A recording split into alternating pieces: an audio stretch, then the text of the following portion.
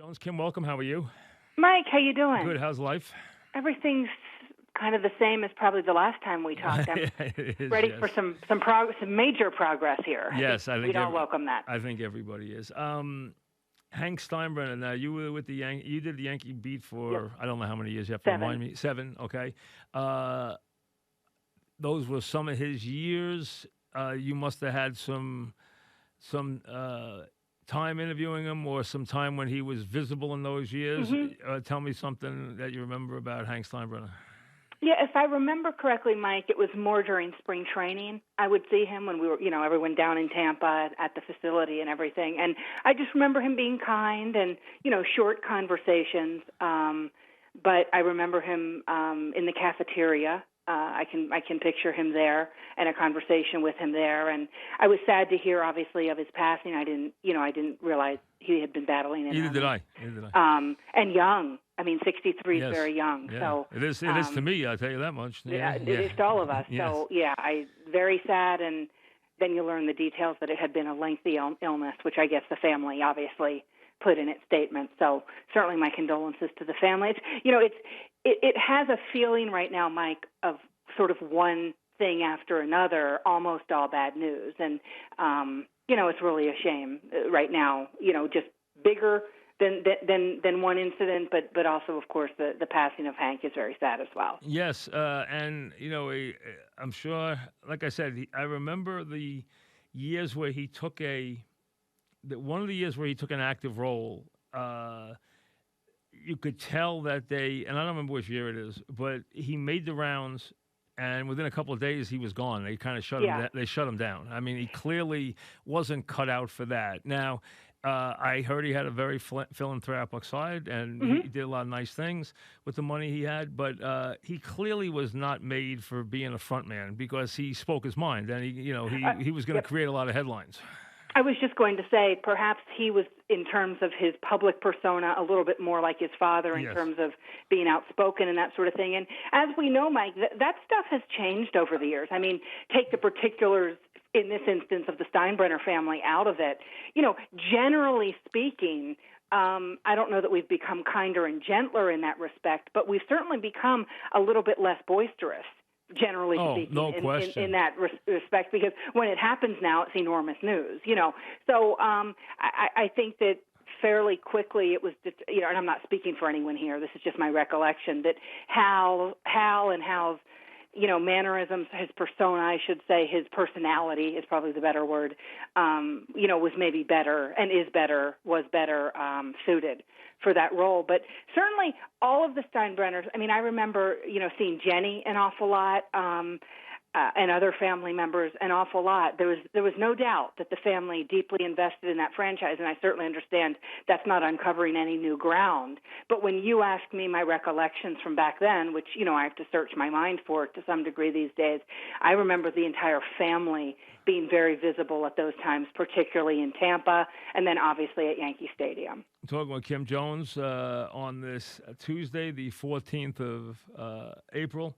We're a little more than a week from the draft, which will be obviously something we all can, at least in sports, point to for a couple of days. It'll give us something to talk about as we get a little closer to it, and that's where we are headed right now. Kim made the point of saying that there isn't a lot of outspoken people anymore. That is so true. I mean, I've had two people I'm close to say to me, I can't come on right now because they've shut us all down. They don't want us to speak during this time. Right. They'd rather we not comment on anything during this time because nobody knows what's going to happen. So they don't want anybody from any organization even speaking right now because they just, they don't want people giving their opinions on what they think should happen. So, I mean, because nobody has a plan and nobody knows what's going on. So it just shows you how everybody is so careful right now that nobody wants to talk about it. I mean, so that's kind of the way this last month or so has gone.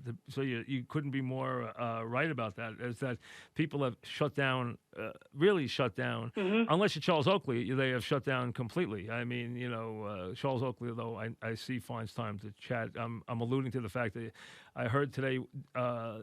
that he was attacking Ewing Oh. in an interview and everything else. So Why? yeah, Patrick, so why? oh, just as I guess because he was running out of targets. I guess he did an interview and he Patrick started. was next on the list. I I wouldn't pick on Patrick. I guess so. I just that happened today. So Oak keeps going, but other than that, everybody else has been pretty quiet. I was looking at the daily draft stuff, and now it's always the quarterback of the moment rumor. Always. But now you have this thing of could Herbert could he slide in front of Tua because of the Tua injury situations? Have the Dolphins had a change of heart because of the fact they can't get enough medical information? Blah, blah, blah, blah, blah. So, you know what? I don't know the answer. We'll find out, I guess, next week. Mike, you're reading my mind from earlier today, some text messages I was exchanging. This is now, Tua is now the intriguing part of this draft, no and question. Certainly of next Thursday night. I don't have any doubt about that. And to your point, Mike, I reached out to someone today who I've been in contact with not only during this draft process, but over years of time. He is an offensive-minded coach, and I'll leave it there. But I said to him, I was running some things by him because I'm trying to become a little more relevant in this time right now, Mike. I'm trying to I can't get on TV. It's very hard. And trying to do some other things. So I might, write a notebook, that kind of thing. So I've just been reaching out generally to some folks. Right. I said, what do you think of this if it's my quarterback draft order? Burrow, Tua, Herbert, Love, Hurts, Eason. And we can get to the bottom two if you care. I don't know if you do. I do. Yeah, I do. But he corrected me, and he said, other than I had Tua below Herbert, other than that, I think you're spot on. Think about that, because you could quit. We could spend much more time than we'd need to necessarily on Hurts and Eason, although I also find Hurts incredibly intriguing. But the idea that Herbert has passed Tua is something that I feel like is almost being accepted in NFL circles. I find that part of it absolutely amazing. I'm a big Tua guy. I always have been, but I understand and that you're looking at, number one, a guy who has been incredibly brittle, who's not a big man, who has been incredibly brittle, and who has an injury that guys I know say, hey, there's at least a 15, 20% chance that hip is a problem. So, I mean, looking at that, the other kid's a 6'6" kid, who's strong big and kid. big and the whole thing, and is a given physically versus Tua, who, I mean, I think, and listen, I cannot dispute anything Burrow did. Burrow last year had a year that you can rank in college, and you can make a declaration that is probably the finest year that anybody has ever played in college football. I mean, you can make that case. Considering the playoff games, probably the finest year that anybody has ever had going back to, I don't care if you want to go to Jerry Rome, I don't care if you want to go to Roger Staubach, I don't care who you want to go to, Herschel Walker, anybody you want, Barry Sanders. You're talking about maybe the greatest year ever played in college football. So I can't dispute that. I think Tua is a better quarterback. Now, let's see if it proves out through the years in the pros. But Burrow's made for Cincy, so I know he belongs there. I mean, he's made for Cincy, so we know he's going there. But it'll be interesting to see because you have the injury stuff with Tua, but he's got a very high upside. Then you got Herbert, and now you have Love, who some people have going as high as 7 or 8 in the draft. Yeah, and others saying that he's dropping toward the bottom of the first round. I am very much going to have to see that drop to believe it, because at the Combine, Mike, I reported that a coach that I talked to there right after the drills told me that he can see Love being compared to a poor man's Mahomes. Now, I looked at the guy, kind of with my hands up. He said, I said poor man's. I will say this, though. A poor man's Patrick Mahomes is still at the very least, a top 15 quarterback in this league eventually. I'm sorry, he just is. There's not going to be another Mahomes. But if you're talking about someone, angles, movement, the way that he can deliver the ball uniquely, that he can capture some of that, he's going to need to be coached up. He's going to need a little bit of patience. And what you have to understand when you look at him clearly, only by the numbers, is he had 9 different starters around him this past season, a new head coach, and a new scheme. Who among us would thrive in that environment, for an entire season? So that's why his numbers, especially the interceptions, that is one reason they were up for his last year at Utah State compared to the year before. So I think the NFL understands that. I think anything you say right now that can be equated in any way, shape, or form to Pat Mahomes, and I'm not kidding when I say this, I think people are going to grab onto like it's a life raft and see if they can make it work. He's the league. I mean, he is the prototype player. There's no question. He is the prototype for the next 10 years in the league. There's no question. We're talking with Kim Jones. But if you have a scenario here, first of all, we know there's hungry teams, and quarterbacks make everybody hungry. We know that. Yes. And so you have the Lions sitting there. They cannot. Patricia has to win this year. He has a quarterback he cannot get rid of because the salary cap hit would be off the charts. I think it's $30-something million. So it's enormous. Yes, I know that. It cannot happen. And he's a good player anyway. So we know that. So they can trade out of that pick and still get the player they want, which is the corner, but who cares, whoever it is. The point is, if somebody jumps into 3, like the Dolphins, to make sure they get the quarterback of their dreams and takes Herbert, now all of a sudden the Giants are going to get so many offers at 4 for somebody who's going to say, oh, my God, Tua's on the board. We got to get in front of the Chargers, who are going to take Tua at 6. Now, all of a sudden, the Giants are in play as to maybe making a trade because somebody's going to be looking to get in there if Tua's ever on the board at 4.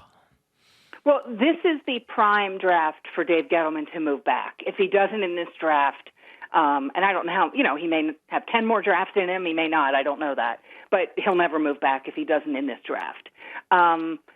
If he's going to tell us he's absolutely in love with one of the 4 tackles, and he has great conviction about that player above the other 3, I guess in that way he could justify it. But Mike, this is the perfect trade back scenario for the Giants. We just haven't seen it. We've never seen it from Dave Gettleman. But you're right. You're right. I mean, if you know a quarterback is going off the board again, and you now have the quarterbacks going off the board 1, 3, and 4, and then you have Love sitting there anyway, and you know that. So the bottom line is you have premier draft defensive players, which you have. Well, Young's going second. We know that, but then you have obviously Simmons, and you have the corner, and you have the Auburn Brown, kid. You're going to have Devon Kinlaw, absolutely, and then you have the four tackles, right. Of which I like the Iowa kid the best myself. I mean, I like Iowa kids anyway. Number one. Plus, I think I like a guy who's really the Louisville kid's too big for me. I mean, I don't like him. Well, he's good, Mike. I don't like him that big. I would rather have the athletic. Really well, though. I'd rather have the other kid who's 320 pounds. He's not small, and he's a wrestler, and he's a tough kid, and this and that. I would prefer him myself, but I'll be fascinated to see which one. If the Giants take a tackle, which one they take will fascinate me. It really will. I would guess Wirfs. I think that combine workout, got a lot of eyes on him, perhaps separating him. I would think him. I mean, that was a guy I would take myself. But again, what the Giants will usually, especially Gettleman, usually does something I don't expect to happen. So, who knows? Here's a guy to. I agree. Here's a guy to look for, Mike. A little bit later, but maybe not as late as some folks think, and that's that second layer, that second tier of offensive tackle, which is still pretty good. Ezra Cleveland out of Boise. He also has a wrestling background. Right. He's feisty. He's a quality player. When you see him, when you see Austin Jackson out of USC, Josh Jones out of Houston, there's a kid out of USC whose name at the moment escapes me. Those guys suddenly are going to move up, I think, because enough teams in this league can use a tackle. Now, they also may be viewed in enough of a group that someone is more patient and wants to wait till mid to late second round. I'm not sure how many of them are going to be left, though. There is that second tier here that's pretty good. But Ezra Cleveland, he fascinates me a little bit because of his background. You remember Stephen Neal, the great offensive lineman who, was a college wrestler. Yes. And ends up having a great career. Now, I believe he retired. I like wrestlers. Wrestlers make good. They usually, do. Yes, they good. They're and I like quick, guys. Their hands. And I like guys a little nasty too. And this kid's a little nasty. That's why I like Wirfs. Plus, I like guys that come from Iowa. They're good players. They're sound. The coach is a very sound guy. Well, he makes good. He makes good linemen. He makes good tight ends. ends. He's good at that stuff. Yep. So I like them. But, again, it's going to be interesting to see what's on the board. And then when the Jets get the pick, you're going to have a couple of offensive linemen left, and you're going to have all those wide receivers to fool around with. And now you got that whole wide receiver band, and they might be able to get all of them. I mean, they might have all of them on the board when they pick. So it's possible. Maybe one's gone, maybe one's not. I don't know. I can't even get anybody to give me a consensus of who they think the best one is, to be honest with you. Yeah, my sense is Lamb, in some ways separates himself a little bit, just his all-around game. My hope, and I said this on NFL Network a few weeks ago when I was last on, I want Arizona, even after the Hopkins trade, to take Lamb, because I want them to give Kyler a receiving core where they are just daring defenses to figure out how the heck to deal with all of those weapons, including a quarterback who can get out and motor. So I think that. Well, how would be about a lot Ruggs of fun. too? Ruggs might be as fast as Hill. I mean, he is like scary Ruggs fast. is fast. Yeah. Oh, he's really very fast. And Judy's a really classy route runner. Yeah, and very great receiver. classy. Very classy. Yes. Yeah. That's and a good group. Very good group. Beyond yes. them. Yes. I mean, they may be the three. They're the three consensus. Top of the group. But there's an awful lot of guys not far behind. No, and they say it's a very deep group. So the Jets could get a tackle and then come right back in the middle of the round, trade up and get a wide receiver. It's not crazy. I tell you what's going to be interesting for Joe Douglas and the Jets. That pick at 68 that they got for Leonard Williams. In this draft, Mike, they should get a player that from day one is a starter for them at 68 overall. Oh, I would no agree. No excuses. Yeah, they absolutely should get a day one impact starter. Now, rookies struggle sometimes. They have to acclimate. I get that. But that should be an impact player for the Jets this season. So you think from what you hear, you think the fourth quarterback goes off the board pretty early? I do. I think that we could. I said at the Combine I thought we'd have 5 in the first round. Now my fifth would be Eason, the big arm kid out of Washington State. Right. And he had a great. And then you have the kid who's a wonderful kid, which you like to talk about, and Pioli talked about the other day, which is Hurts, and he's had a great career. I mean, let's be honest, the guy's he's been a winner, he's been a great teammate, the whole thing, and he has improved himself, and everyone talks very highly of him. Very highly of him. Confident, but it comes off like it's very natural to him, and that kind of confidence plays well in locker rooms. It plays well, I think, in society. I mean, I just think there's a lot to like about Jalen Hurts, where I think a few months ago people were talking about him much later in this draft. Nothing, unless he goes in the top 20 picks, Mike, and I don't think he will. Nothing would surprise me about Hurts in this draft. All right, let me ask you this. If I'm Baltimore, I think about him, by the way, because think about him as as a backup and one. They don't need a 1-2 punch because they have Lamar, but certainly as someone who could fill in there in some very intriguing situations. Oh no, yeah, you could use him a lot. I mean, use him on 3rd and 1s and 4th and 1s, and yes, absolutely. I mean, he could be very useful in that role. I could see him playing for Belichick, too. Yep. I could no see doubt. that in a heartbeat. I could see Belichick having a lot of fun like that because, remember, he did with Flutie. He had a lot of fun when he had Flutie. Yep, and he would love Jalen Hurts. Yeah, I think he would like that a lot.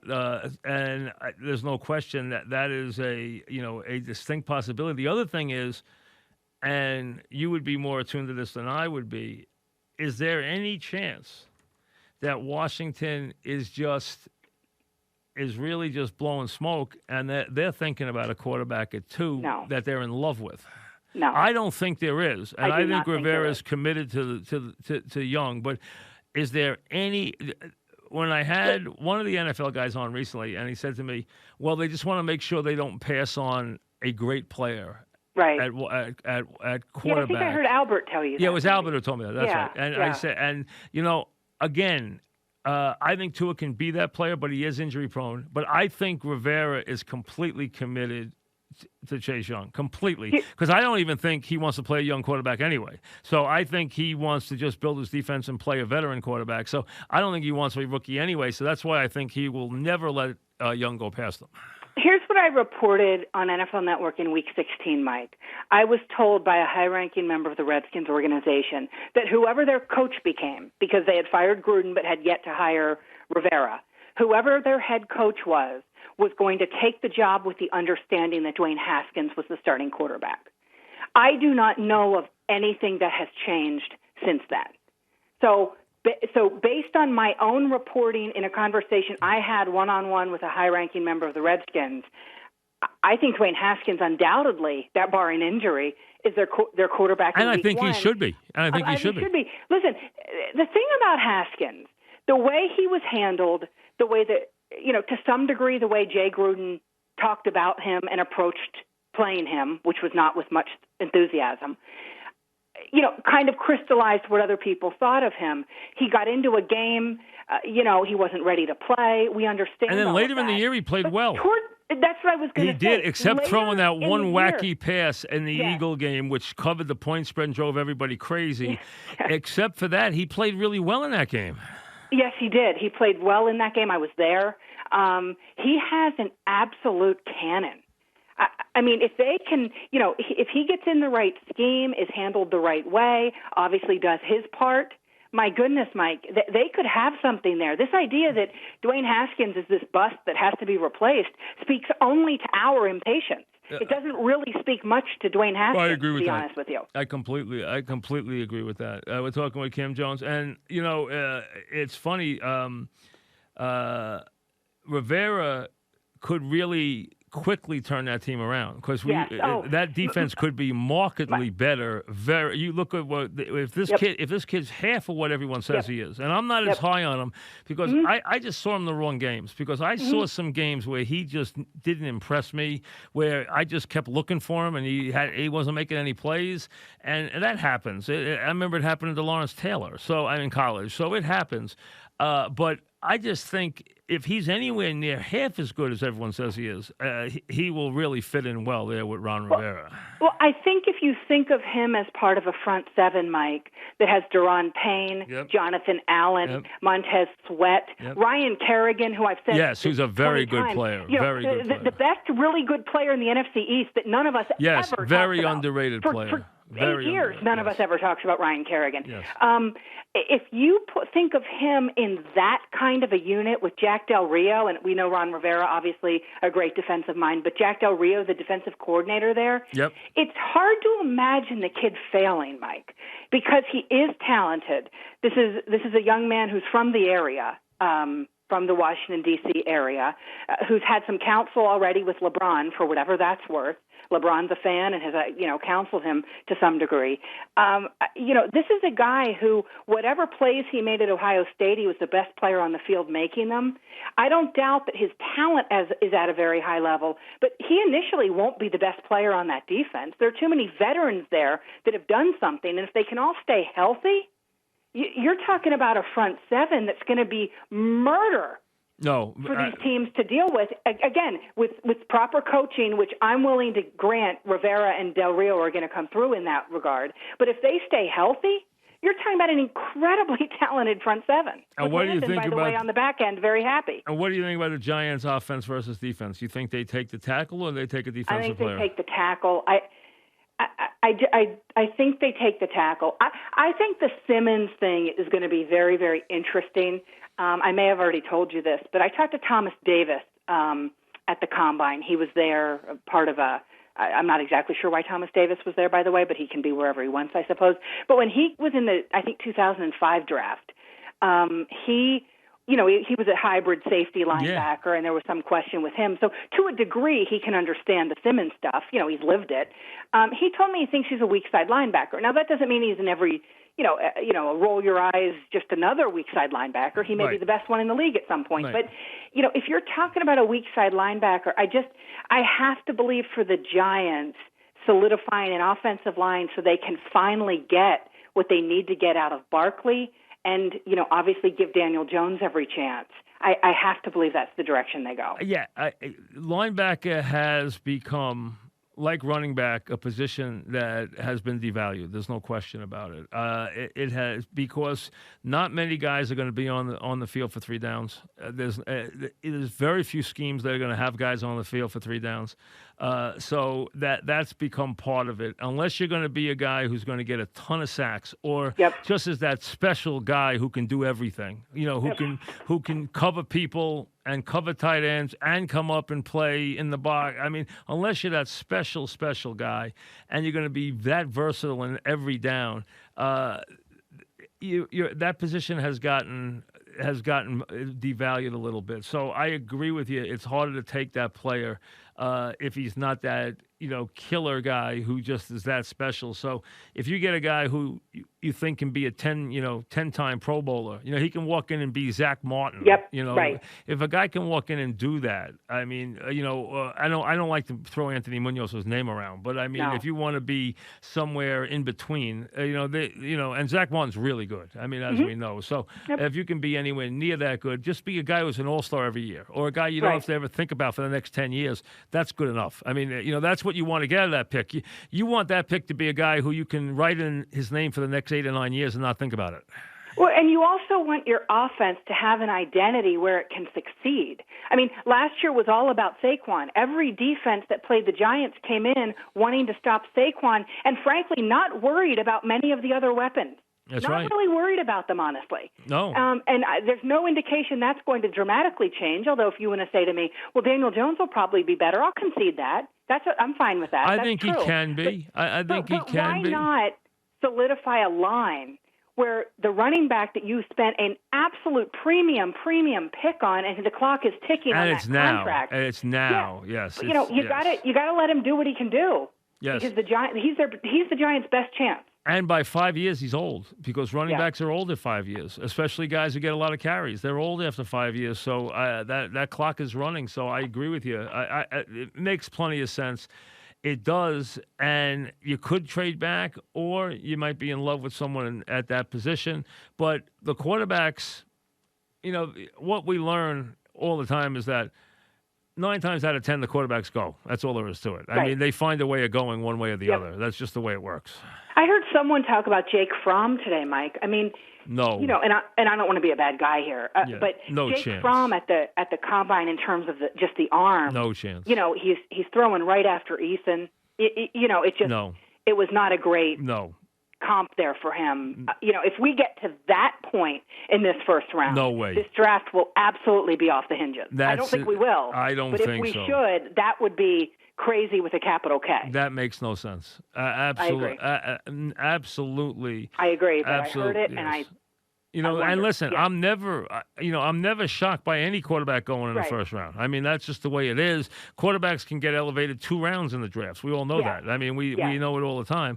It's such a hard position to fill. So that happens, and guys fall in love. We know that. But that one would really surprise me. That one would surprise me a lot, And then the other thing is, you're wondering about, I can pass because next year, there is the next Peyton Manning is sitting there, and everyone knows it. And then there will be Fields. And Lawrence is a can't miss Pro Bowl, all pro. Listen, if you want to tell me right now that barring something strange, he has a 15-year NFL career, I'll say yes right now. He is as automatic as Luck or Aikman or Peyton Manning were to be a success in the NFL. Absolutely. Oh, and would have been viewed that way, as you know, Mike, after last season. Yes. I mean, there's no doubt that he is the one that he's the prototype. Can't miss. He's right. I would agree with you 100%, and they talk about him constantly. Yeah, can't miss. People in the NFL mention him, not these days. I mean, these days they have an Let's be honest. He's going to be like... plate, but generally speaking, yes. Yeah, already on radars. Yes. Luck, Aikman, Elway came out with that. And it's funny, Manning didn't come out with that grade. But Luck, Aikman, and Elway came out with that grade where they were Hall of Fame grades. I mean, that was it, basically. And they all were Hall of Fame players. That's basically it. I mean, Luck's not going to get there because of the injuries, but they all had Hall of Fame grades. And this guy's going to have a Hall of Fame grade. That's what he's going to have. He's going to have a Hall of Fame grade. That's how good he is. We know that. And he's got the size. He's 6'6". He's got the whole thing. He's got the whole package. He can run. He can run, yep. Yeah, there's nothing he can't do. I mean, he's that special. Everyone knows it. Yeah, he's the real deal. There's no question. Yeah. If anyone was worried that next year's draft won't be quarterback driven, they don't need to worry about that. That goes without saying. So what are you going to do for the draft? Like how? Yeah. What are you going to do this year? Now you'd be the one who would be allowed to. Are you allowed to go? No. Okay. No. Even someone like you can't go, even though no one's going anywhere. Okay. I mean, the commissioner will be in. I know, in a Westchester bunker. County. Yes. You know, I mean. So no one, even someone like you for an NFL can't even go. Okay. No. So there's no there. Nobody goes. No. Okay. No. I mean, I would plan to be ready if needed, but frankly, the draft this year is so ESPN driven. The ESPN NFL Network tandem has done the draft, but we can't. Our folks in Culver City, California, can't even be in the building right now. Gotcha. So everything is in Bristol. They're ready to rock and roll. They got everything going on there. So this will be heavy ESPN. I do think some of our folks will at least have a presence. Like I said, I will just make myself ready, in the event, but it would be highly unlikely. I would be part so of that ESPN coverage. Gets the call with all their people this year. They get the call. For the most part. I mean, I think you're still going to see Rich Eisen and Daniel Jeremiah. Right. I don't have the full list in front of me. I think maybe another person or two from our players. And the players will be virtually interviewed, right? Is that it? Susie Kolber will do those interviews, from what I understand. I think 58 will have whatever that contraption/camera is. Right. They will have that capability. So 58, so that'll be 2 rounds full, basically. Ideally. I mean, someone may fall, obviously, but so that'll be a lot, and that'll be great. It'll be nice to see them, but my sense is they'll be told, and they will understand how many people can be there. I mean, you're not going to see, in the past, Mike, we've seen draft gatherings at people's homes where, 8 people are on a couch. Yeah, that's over with. 16 people are standing right behind them. We're not going to see that. After the reaction that Prescott and the Cowboys got, that was a big. That one really they got hit hard with that one, and they deserved it. Listen, you know what? You can't be that tone deaf to what's going on in the world. You just can't. You have to understand that when you get the position you have, there comes some civic responsibility. You just have to you just have to understand that. Sorry, you have to understand it. That's all there is to it. I understand your age. I understand the whole thing. Boys will be boys, but the bottom line is you can't be that tone deaf to what's going on in the world. You just can't. Right, and it's going to gain attention, and because the rest of us aren't doing it. And absolutely, I understand. We live in strange times, Mike. No, we live in the strangest of times. I mean, we live in that this passes at some point. But we live in the weirdest of. None of us can even. I mean, there's no even way to describe it. What we're going through. I mean, there really isn't. It's this, and from a sports standpoint, I would think.